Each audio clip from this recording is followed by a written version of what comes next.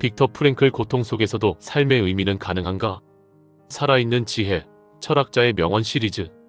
오늘은 철학자가 아니라 고통의 한가운데를 통과한 사상가 빅터 프랭클의 이야기를 한다. 프랭클은 이렇게 말했다. 삶에서 모든 것을 빼앗길 수는 있다. 그러나 어떤 상황에서도 태도를 선택할 자유만은 빼앗을 수 없다. 이 말은 위로처럼 들린다. 그러나 이 문장은 책상 위에서 나온 문장이 아니다. 이 말은 인간이 겪을 수 있는 가장 극단적인 현실, 아우슈비츠 수용소 안에서 태어났다. 빅터 프랭클은 오스트리아의 정신과 의사였다. 그는 인간을 쾌락이나 권력으로 설명하지 않았다. 그는 인간을 의미를 추구하는 존재로 보았다. 그러나 그의 이론은 전쟁 이전에는 그저 하나의 가설에 불과했다. 그 가설은 전쟁 속에서 잔혹한 검증을 받게 된다. 프랭클은 나치 강제 수용소에 수감된다. 그곳에서 그는 가족을 잃고 직업을 잃고 이름마저 번호로 대체된다. 모든 것이 제거된 자리에서 남은 것은 단 하나의 질문이었다.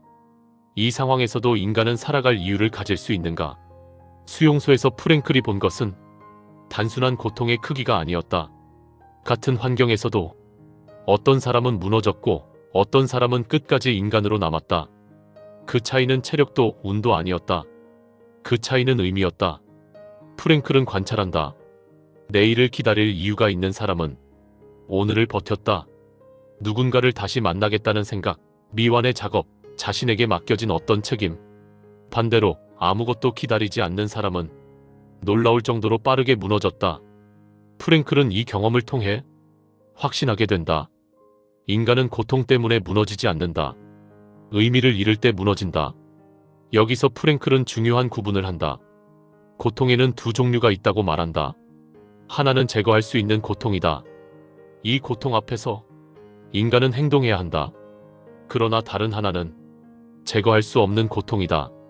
질병, 상실, 죽음처럼 도망칠 수 없는 현실. 프랭클은 말한다. 이 고통 앞에서 인간에게 남는 것은 태도를 선택하는 자유라고. 그는 고통을 미화하지 않는다. 고통은 결코 바람직하지 않다. 그러나 피할 수 없는 고통 앞에서 인간은 질문할 수 있다. 이 고통이 나에게 요구하는 것은 무엇인가? 프랭클에게 삶의 의미는 발견되는 것이 아니라 응답되는 것이다. 삶은 우리에게 묻고 우리는 그 질문에 태도로 답한다.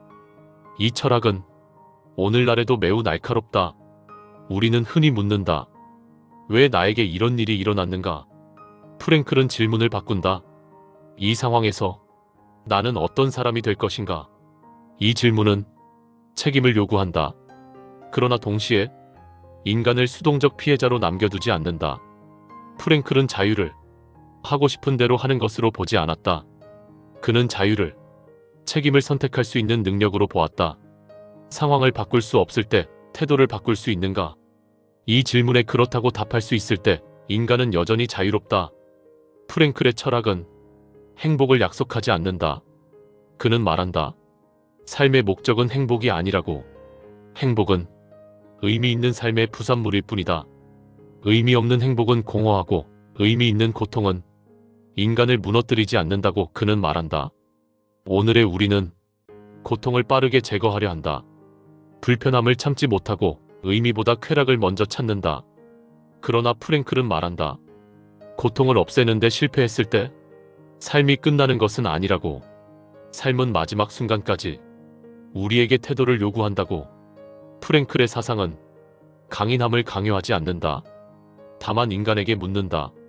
지금 이 순간 당신은 어떤 태도로 이 삶에 응답하고 있는가? 그 질문 앞에서 삶은 여전히 열려 있다. 빅터 프랭클은 말했다. 삶의 의미를 부여하는 것은 결국 우리 자신이다. 모든 것을 잃은 자리에서도 인간은 마지막 자유를 지닐 수 있다. 그 자유는 어떤 태도로 살 것인가를 스스로 선택하는 자유다. 이 영상은 빅터 프랭클의 죽음의 수용소에서를 바탕으로 제작되었습니다.